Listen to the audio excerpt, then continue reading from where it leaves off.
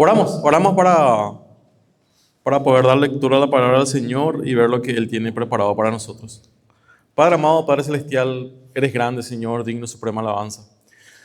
Padre amado, estamos aquí humillados delante de ti, Señor, como pecadores, Señor, no merecedores, Señor, de esta gracia tan grande que nos has dado, que es la salvación. Que Padre celestial seas tú, Señor, el que esté hablando, Señor, en esta mañana, y que tu nombre y tu palabra sea proclamada. En los méritos de Cristo Jesús. Amén. Seguimos con la serie de estudios, mis queridos hermanos, que referente a las pruebas por las cuales pasa el creyente. Y hoy queremos tratar un tema bastante interesante: el gozo de pasar por las pruebas. Y empezamos con una pregunta: ¿quién se goza cuando está pasando por una situación, por un problema? ¿Quién se goza en las pruebas? ¿Es fácil gozarse en las pruebas? Uno como creyente debería tener la obligación de pasar gozoso una prueba o de estar afligido. Esa es la pregunta que nos solemos hacer. Entonces, en esta mañana queremos ver, mis queridos hermanos, cuál es el secreto de poder pasar con gozo una prueba. No hay un secreto, ¿verdad? Pero hay ciertos puntos y ciertas pautas que nosotros como creyentes debemos de manejar y debemos saber. ¿Para qué? Para poder afrontar las pruebas de alguna manera mucho más llevadera.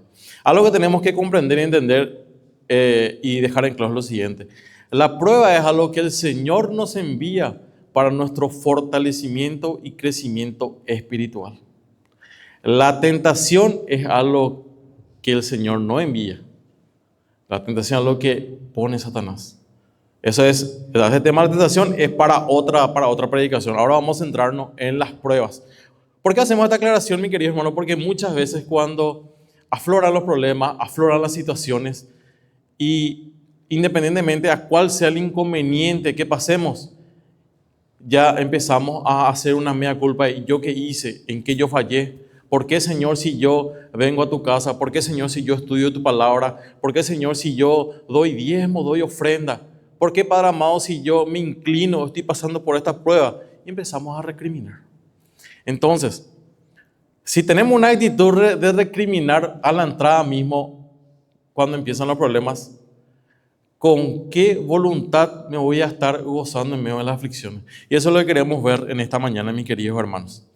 El creyente pasa o enfrenta problemas en la vida cristiana porque Dios tiene un propósito fundamental para un crecimiento en tu vida espiritual. Dice 1 Corintios capítulo 10, verso 13, la palabra del Señor: no ha sobrevenido ninguna prueba que no sea humana. Pero ¿quién es fiel? Fiel es Dios, que no nos dejará ser probados más de lo que puedas resistir, sino que dará juntamente con la prueba la salida para que podáis soportarla. ¿Se recuerdan el mensaje del domingo pasado del pastor? Habló sobre la vida de Job. La prueba contrae de alguna u otra manera el sufrimiento. Pero ¿cuál es la diferencia? Que el sufrimiento tiene una una caducidad, termina. Porque la prueba que el Señor nos pone, y eso vamos a ver más adelante, es justamente para poder moldearnos y poder hacernos mejores creyentes. Independientemente a tu condición espiritual, independientemente a cómo estés o a qué tan fiel sos, la prueba va a llegar a tu vida. Te guste o no, va a llegar. Va a depender de cómo encares ese problema o esa prueba para estar gozoso en medio de la aflicción. Entonces, el mensaje de esta mañana, mis queridos hermanos, gracias Liz, lleva por nombre el gozo de poder sobrellevar las pruebas. ¿Y cuál es el propósito de dichas pruebas? El apóstol Santiago, les invito a que puedan abrir sus Biblias en el libro de Santiago, el capítulo 1, los versos 2 al 8. Nos estaremos centrando esta mañana, pero vamos a leer a partir del verso 1. Dice la palabra de Dios en la epístola de Santiago, capítulo 1, verso 1 en adelante, lo siguiente: Santiago, siervo de Dios y del Señor Jesucristo, a las 12 tribus que están en la dispersión, salud. Hermanos míos, tened por sumo gozo cuando os halléis en diversas pruebas, sabiendo que la prueba de vuestra fe produce paciencia, mas tenga la paciencia su obra completa, para que seáis perfectos y cabales, sin que os falte cosa alguna. Y si alguno de vosotros tiene falta de sabiduría, pídala a Dios, el cual da a todos abundantemente y sin reproche, y le será dada. Pero pida con fe, no dudando en nada. El que duda es semejante a la onda del mar, que se arrastra por el viento y echada de una parte a otra. No pienses, pues, quien tal haga, que recibirá cosa alguna del Señor. El hombre de doble ánimo es inconstante en todos sus caminos. Algo que tenemos que conocer un poco es el contexto histórico en el cual Santiago escribió esta epístola, mis queridos hermanos. El verso 1 habla de que él escribe a las 12 tribus. Los judíos cristianos, por así decirlo, cuando se empezaron a convertir, se empezaron a dispersar, a dispersar por todas las ciudades, y empezó la persecución. Empezó la persecución primeramente durante el imperio de Nerón. Y todos sabemos la aflicción que pasaron los primeros cristianos en aquella época. No obstante, el apóstol Santiago le escribe estas palabras de aliento. ¿Para qué? Para que ellos puedan fortalecerse durante estas aflicciones. Porque algo importante y que hay que tener en cuenta es lo siguiente. Ellos tenían un buen fundamento, y su buen fundamento era Cristo. Por eso podrían ellos sortear los problemas y sortear las aflicciones. Esta dispersión de los judíos cristianos empezó a aumentar después del martirio de Esteban. ¿Qué hizo Esteban? Esteban agarró y hizo una muy buena teología contando la historia, desde Abraham hasta nuestro Señor Jesucristo. ¿Y qué pasó con Esteban? Fue exaltado, fue proclamado, murió apedreado, mis queridos hermanos. Apedreado hasta morir. Entonces, esto hizo un despertar en la iglesia primitiva. Y empezó la persecución. Eso lo vemos en Hechos capítulo 12, los versos 1 a 2. Vemos que arranca la persecución bajo Herodes Agripa. Hoy en día, ¿qué tipo de persecución percibimos nosotros? No es tanto una persecución para matarnos, es más una persecución para avergonzarnos. Dice un historiador, Flavio Josefo, lo siguiente, algo bastante interesante.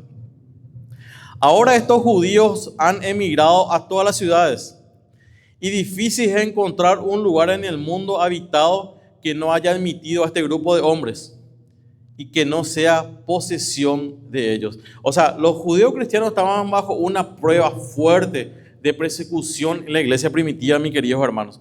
Y según la epístola del apóstol Santiago, y el libro de Santiago tiene un fuerte tono moral y está llena de exhortaciones a los lectores, pero también de palabras de ánimo. ¿Para qué? Para que puedan llevar una vida entregada al Señor, una vida honesta. ¿Por qué hablamos, mis queridos hermanos, sobre la prueba que surgieron los primeros cristianos? Porque aquí el apóstol Santiago, en el verso 1, habla sobre una situación muy difícil. Hermanos míos, tened por sumo gozo cuando halléis en diversas pruebas. Vuelvo a hacer la pregunta que hice al principio. ¿Podemos gozarnos cuando estamos en pruebas? ¿Estamos realmente nosotros en una posición como creyentes, en una comunión con el Señor, para poder gozarnos en esas pruebas? Y viene a mi memoria, y hay algunos docentes aquí, que cuando llegaba uno al colegio y el profesor decía, vamos a tomar una prueba sumativa, de la nada, ¿verdad? ¿Qué hacíamos? Arrancábamos la hoja. Venía a mi memoria cuando yo arrancaba la hoja, el mismo ruido de la ramita que mi mamá agarraba y estiraba, y sabía bien, si yo no rendía bien, se iba a ligar, ¿verdad? ¿Qué pasa cuando viene sobre nosotros una prueba y nosotros no estamos preparados?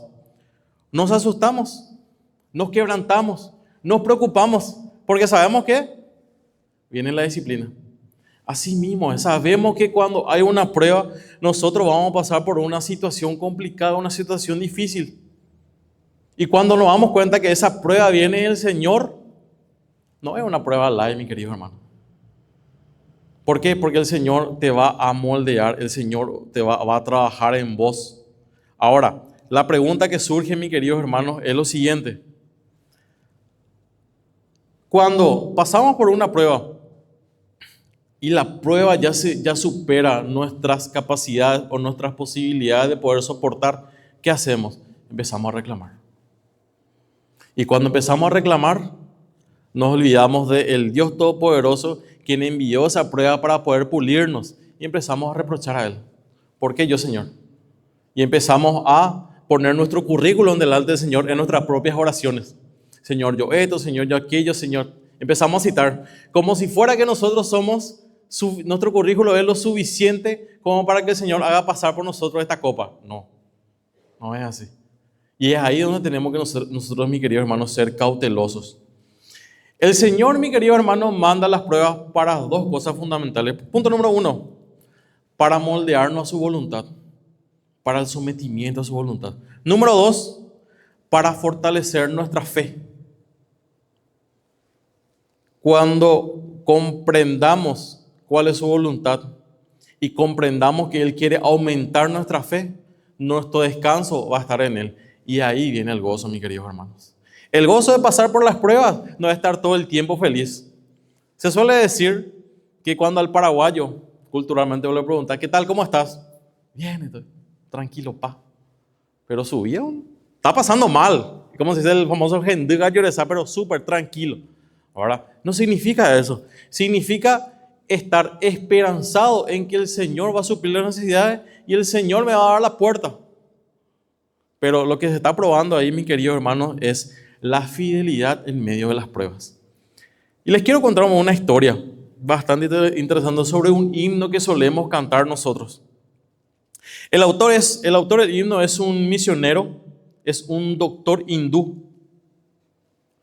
Perunju Hop es el nombre del autor del himno. Y él cuenta la historia de que este himno se dio a consecuencia de que un creyente jefe de familia fue perseguido por su pueblo. Este jefe de familia se llamaba Noksek Hindu. Entonces, la ciudad quería, o el pueblo quería hacer que él pueda renegar de su fe, y vino el cacique, por así decirlo, y le dijo a él, es momento de que puedas renegar de tu fe, o si no, vas a morir. Renega de tu fe o morís. Y él dice estas dulces palabras, mis queridos hermanos. Movido por el Espíritu, él cantó, he decidido seguir a Cristo, no vuelvo atrás, no vuelvo atrás. Enfurecido por la negativa, el jefe agarra y mata a sus 2 hijos. Y le vuelve a decir, ¿vas a renegar de tu fe? Ahora maté a tus hijos, voy a matar a tu esposa. Y el hombre respondió, la vida vieja ya he dejado, la vida vieja ya he dejado. No vuelvo atrás, no vuelvo atrás. Enfurecido el cacique agarró, furioso, mandó matar a su mujer. En ese momento le dice, te doy una última oportunidad. Renega de tu fe y te voy a liberar. Y con sumo gozo él canta, la cruz delante, el mundo atrás. No vuelvo atrás, no vuelvo atrás. ¿Cuántas veces cantamos este himno? La vida vieja ya he dejado, no vuelvo atrás. Y dice la historia que agarró y murió. Este tipo de persecución, mis queridos hermanos, es una realidad hoy en la India. Este himno que nosotros cantamos y estas letras y esta historia nos debería servir de ejemplo de ante una situación tan peligrosa encontró la consolación en el Señor y se mantuvo firme en su fe. Hoy en día, mis queridos hermanos, nosotros nos mantenemos firmes en nuestra fe. De alguna u otra manera, sí, muchas veces no. Muchas veces el creyente cuando pasa una prueba y tiene que demostrar que es realmente cristiano, se vuelve cristiano en la secreta, dice, camuflado. No salimos muchas veces a poner ese pecho cuando los problemas y las pruebas vienen sobre nosotros. Les invito a que podamos leer Santiago, los versículos 2 al 5, mis queridos hermanos. En esta mañana me gustaría compartir con ustedes 2 enseñanzas en relación a cómo poder tener gozo a pesar de pasar los problemas, a pesar de desesperarnos y a pesar de que muchas veces no encontramos una salida. Volvemos a leer Santiago 2 al 5, dice lo siguiente: hermanos míos, tened por sumo gozo cuando oyeren diversas pruebas, sabiendo que la prueba de vuestra fe produce paciencia, mas tenga la paciencia su obra completa, para que seáis perfectos y cabales, sin que os falte cosa alguna. Y si alguno de vosotros tiene falta de sabiduría, pídala a Dios. Mis queridos hermanos, algo que tenemos que entender y comprender y dejar claro es lo siguiente: somos pecadores redimidos. ¿Pecamos? ¿Habíamos pecado? Pecamos y vamos a seguir pecando, mis queridos hermanos. Cuando el Señor te envía una prueba, mis queridos hermanos, muchas veces es para aplacar ese tu lado pecaminoso que tenés. El apóstol Pablo decía, parafraseando lo que dice la palabra: mi carne hace lo que mi espíritu no quiere. Y nosotros, ¿qué tenemos que hacer? Tenemos que avivar ese espíritu. Y para que podamos aplacar eso, el Señor nos va a hacer pasar por diversas pruebas, mis queridos hermanos. El libro de Zacarías, capítulo 13, verso 9, dice lo siguiente: y haré pasar por el fuego un tercio para refinarlo como se refina la plata, y probarlo como se prueba el oro. Invocará mi nombre, yo le diré, pueblo mío, y este dirá, Jehová es nuestro Dios. Cuando uno lleva un anillo o alguna joya y la quiere vender, quiere recibir algún pago, hay una prueba que se hace para ver si ese oro es realmente puro. Se le coloca a una alta temperatura, aproximadamente 60 segundos en el fuego intenso. Si el oro no se oscurece, quiere decir que es oro puro. Si el oro empieza a oscurecerse, quiere decir que es una mezcla de diferentes metales. Ese proceso, por así decirlo, si lo queremos llamar de sufrimiento, es por lo que el Señor nos hace pasar. ¿Por qué? Porque Él necesita que nosotros podamos refinarnos. La importancia, mis queridos hermanos, de que aflore el Espíritu va a depender de nuestra fe constante y de lo que experimentemos de esa relación, de esa comunión con el Señor. Ahora bien, una vez que separamos, por así decirlo, los metales pesados del oro que tenemos un oro puro. Ese proceso es el proceso de las pruebas. Que el Señor nos haga mucho más puro, nos haga mucho más santo. Y eso solamente va a pasar por la comunión que nosotros tengamos con Él en ese proceso. Dice el libro de Isaías, capítulo 48, verso 10: he aquí te he purificado, pero no como a plata, te he probado en el crisol de la aflicción. El crisol es como un ladrillo refractario en el cual se derretían los metales. Y era tan fuerte que al calor de la temperatura no se quebraba ese material. La purificación del Señor, mis queridos hermanos, implica un sacrificio. Y muchas veces pasamos de alguna u otra manera una aflicción o un sufrimiento. Y vuelvo a decir, va a depender mucho cuánto sea nuestra relación con el Señor en ese momento para comprender de que ese refinamiento por el cual yo estoy pasando es para poder aumentar mi crecimiento espiritual y afirmar mi fe. Esa fe que tenían los primeros cristianos cuando eran perseguidos, cuando sus vidas estaban en peligro. Pero no todo es sufrimiento, mi querido hermano, no todo es aflicción. Hay una salida y eso lo podemos ver en la epístola de Pedro, capítulo 5, verso 10. Y dice, y después que hayáis sufrido un poco de tiempo. Ese un poco de tiempo, ¿cuánto puede ser? 6 meses, 1 año, 5 años.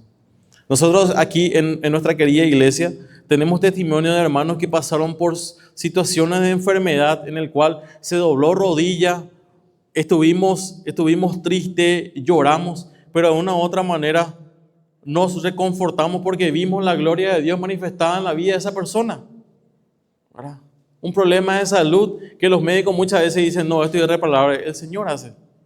Esa prueba fue superada. Y hay más de 5 testimonios en esta sala. El tiempo que el Señor nos va a probar, mis queridos hermanos, no lo podemos nosotros medir.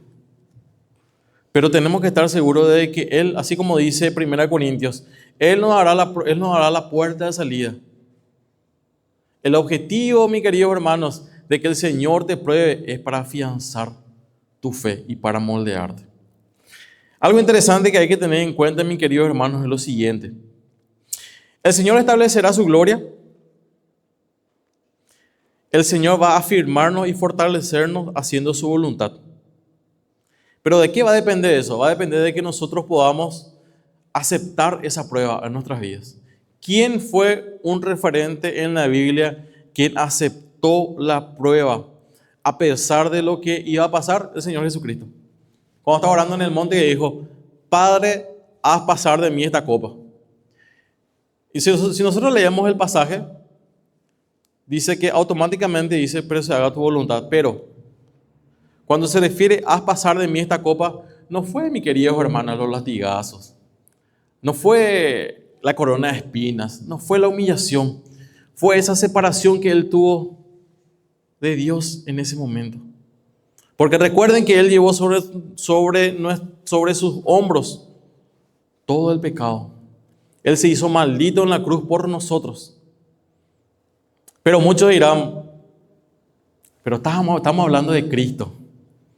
Yo soy una persona, yo soy un pecador que capaz no tengo esa fuerza de voluntad que tuvo Cristo. Pero debería ser la actitud que tuvo Él la que vos y yo deberíamos de tener. Esa actitud de, a pesar de saber cuál es la consecuencia de la prueba, igual está firme y no escapar.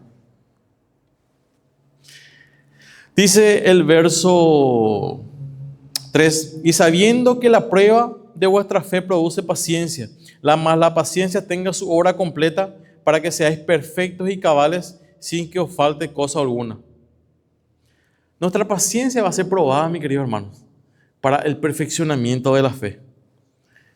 Pero ¿cómo nosotros podemos pretender soportar una prueba si no somos pacientes? Y le pongo un ejemplo rápido, que tengo que hacerme la culpa de esto porque por lo general me suele pasar. Cuando estoy en el semáforo, tengo a alguien delante mío, ya es amarillo tendiendo a verde, bocina o juego de luces. Siempre se me queman los focos por el juego de luces que hago. No puedo esperar, no tengo paciencia. Y muchas veces nosotros queremos forzarle al Señor, Señor, dale pues, Señor, ya es suficiente. Queremos forzar, ¿para qué? Para acelerar el proceso de la prueba y que la prueba termine. Mi querido hermano, la prueba no va a terminar. Acelerar el proceso no va a ocurrir porque Dios desea perfeccionarnos. Y para que yo como creyente pueda pasar una prueba gozoso, tengo que tener la misma paciencia que tuvo Noé. Noé tuvo que esperar y predicar 120 años hasta que se cumpliese lo que Dios dijo. ¿Qué hará la paciencia? La paciencia lo que va a hacer es incrementar la oración en nuestras vidas, exaltar el nombre del Señor, agradecerle. Y esa prueba por la que vos estés pasando va a servir de testimonio para que puedas ayudar a otra persona. Recordá esto, mi querido hermano. Toda esa aflicción, todo ese momento que tuviste ahí en el pozo, toda esa situación que pasaste, va a ser fiel testimonio. ¿Para qué? Para que tu ayuda pueda levantar al hermano caído. Porque ¿cuál es el objetivo principal cuando mi hermano está en una situación diferente? Yo le tengo que ayudar y levantar. Le tengo que ayudar y restaurar. Lo mismo que el Señor hizo conmigo, tengo que hacer. Pero surge otra pregunta. Cuando estoy en medio de la prueba y ya probé de todo, ya oré, ya ayuné, ya di limosna, vine al templo, doblé rodillas y sigue la prueba, ¿qué hago? Tomemos el ejemplo de Josafat. Josafat era el hijo de Asa y comenzó a gobernar Judá aproximadamente en el 4º año del reinado de Acab, rey de Israel. Él dijo algo interesante en 2 Crónicas, capítulo 20, verso 12. No sabemos qué hacer. pero nuestros ojos están vueltos hacia ti. No sé qué hacer. Mi querido hermano, nunca vas a tener todas las respuestas a los problemas. Y cuando no las tengas, doblar rodillas, clamar al Señor y decir: Señor, ya no sé qué hacer, pero espero en que vos vas a tener la respuesta. Porque bueno es para mí ser afligido, para poder recordar y conocer tus estatutos, dice el Salmo 119, 71. Muchas veces, mis queridos hermanos, llevamos ya una vida de creyentes, que conocemos la palabra, pero es importante muchas veces volver atrás en la palabra y conocer un poco los primeros mandamientos del Señor. Porque algo que nosotros tenemos que conocer y entender, mis queridos hermanos, es nuestro grado de nivel con el Señor. El Señor está arriba, nosotros estamos acá. Y en su soberanía Él nos envía las pruebas. ¿Para qué? Para poder reafirmarnos, para poder aumentar nuestra fe. Porque puede sobrevenir después una tentación. Y la tentación podría ser ese agujero que está en medio del asfalto. Y pasaste una vez y caíste. Pero no puedes volver a caer 2, 3, 4 veces. Entonces, una prueba te ayuda a confiar en el Señor y te da la apertura a estar firme ante una tentación. Como dice el apóstol Pedro: cuidado que no caiga aquel que está firme. La prueba, mis queridos hermanos, el ser moldeado y pasar por fuego en el crisol hará que nuestra comunión con el Señor sea mucho más fuerte. Dice los versos 5 en adelante: y si alguno tiene falta de sabiduría, pídala a Dios, el cual da a todos abundantemente y sin reproche. Pero pida con fe, no dudando en nada, porque el que duda es semejante a la onda del mar, que se arrastra por el viento y echada por una parte a otra. No piense, pues, quien tal haga, que recibirá cosa alguna del Señor. El hombre de doble ánimo es inconstante en los caminos del Señor. Mis queridos hermanos, es importante y es imperativo que busquemos al Señor en todo tiempo y que le pidamos a Él la sabiduría necesaria. Pidiéndole esa sabiduría necesaria, vamos a poder nosotros afrontar los problemas. Algo, mis queridos hermanos, de lo cual, y esto dije al principio, pero voy a resaltar, algo de lo que tenemos que estar seguros es que la prueba va a venir a tu vida independientemente a tu condición espiritual en la que estés. Si vos estás firme, sos una persona íntegra, firme, te va a venir una prueba. Si vos estás débil en la fe, te va a venir una prueba. Si vos estás siendo un hijo de Dios, el cual no está teniendo una comunión, no está teniendo una relación con Él y no está llevando una vida de santidad, va a venir una prueba y te va a venir una disciplina de paso al Señor.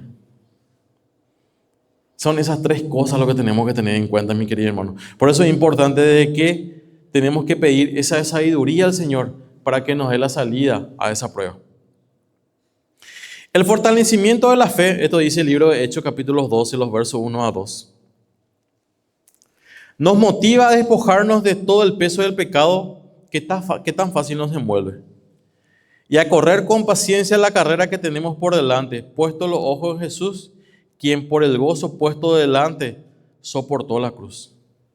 Mi querido hermano, para estar firmes y para tener una fe auténtica, primeramente tenemos que estar seguros de que Dios no nos va a abandonar y es Él el que nos va a dar eso. Las aflicciones, las situaciones malas que pasemos, el sumo gozo, solamente lo vamos a poder tener cuando entendamos el propósito del Señor. Y el propósito del Señor, mis queridos hermanos, no solamente es: si caí en el vicio, el Señor me hace pasar por una prueba, supero ese vicio. Si caí en decir malas palabras, el Señor me prueba y supero esas malas palabras. No. La enseñanza está en la dependencia plena de Él. Y confiando en Él, yo sé lo que dice su palabra y ya no voy a volver a hacer. Dice, mi querido hermano, una historia de la palabra, de que cuando Pablo y Silas estaban encarcelados, ¿qué hicieron ellos? Lloraron, zapatearon, cantaron. Estaban gozosos en medio de la aflicción. Y estar gozoso, mi querido hermano, no es estar con una sonrisa todo el día, no. Es comprender y entender de que Dios te va a sacar de esa situación, que Dios te va a ayudar. Dice el versículo 8, el hombre de doble ánimo es inconstante en todos sus caminos. Dice la palabra de que el creyente, para poder soportar y conllevar una fe genuina, es importante sí o sí que pase una prueba fuerte en su vida. El gozo de las pruebas, mis queridos hermanos, como había dicho, es independientemente a tu condición espiritual, porque es algo que el Señor te va a dar. Pero quiero hacer una referencia al versículo que está en el libro de Mateo, capítulo 6, verso 24. Nadie puede servir a dos señores, porque uno aborrecerá a uno y amará al otro, o separará a uno y despreciará al otro. No podéis servir a Dios en las riquezas. Hablando en el contexto de este versículo, hace una referencia de las riquezas y Dios. Pero, hablando un poco de la situación y las pruebas que pasamos, muchas veces somos muy egoístas y creemos que nosotros podemos resolver los problemas. Creemos que nosotros estamos haciendo malas cosas. Creemos que nosotros fallamos. Entonces, es importante que como creyentes nosotros hagamos una introspección, podamos hacer un análisis. Y si tu vida está acorde a la palabra y de igual manera está pasando una prueba y no sabes por qué, haz como hizo Josafat, preguntarle al Señor, porque Él es el dueño de la verdad.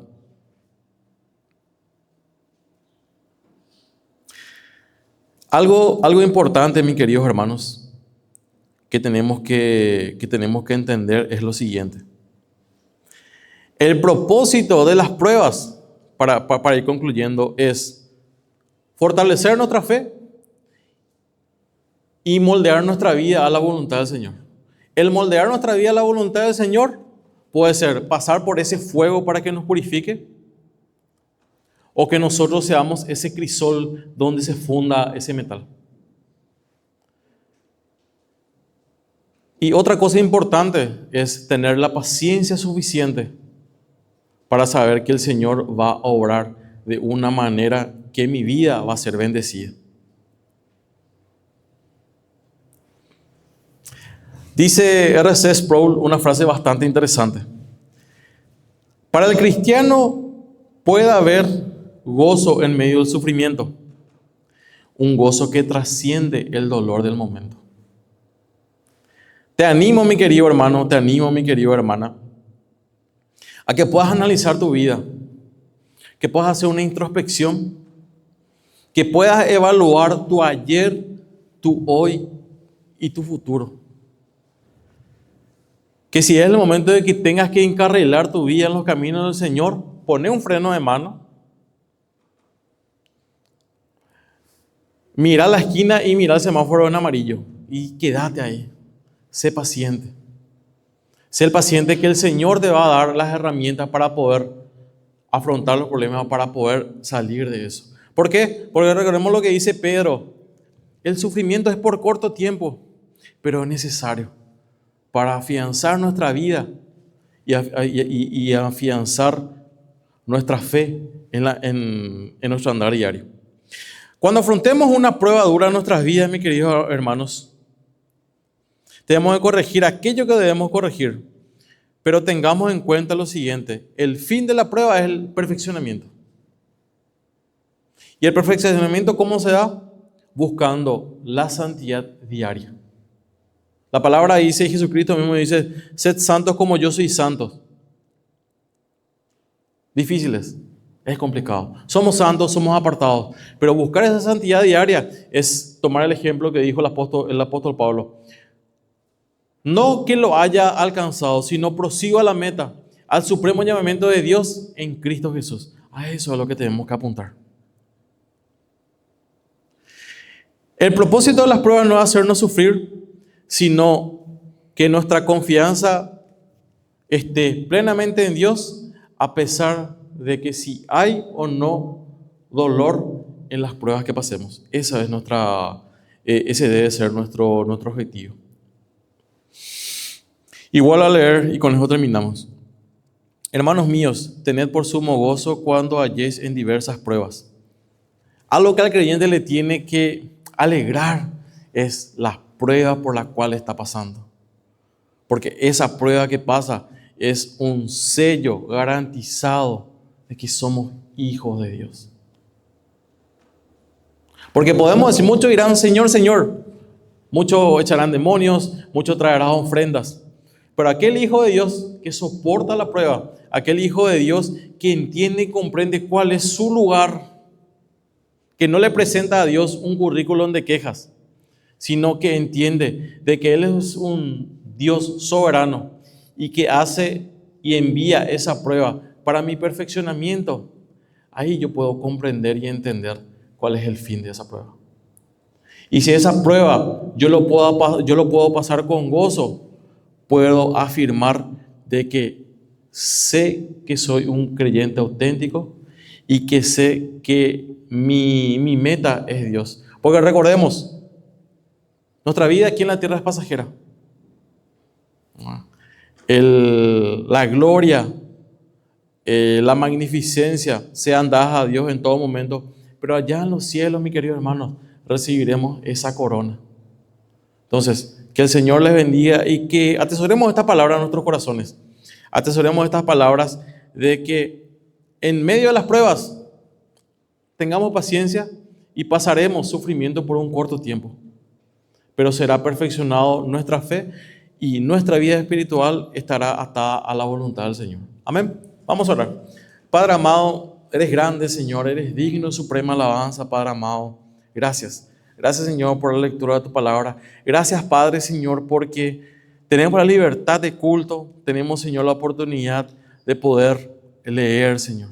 Gracias por la vida de mis hermanos. Gracias porque tú has puesto el quebrantamiento en sus corazones.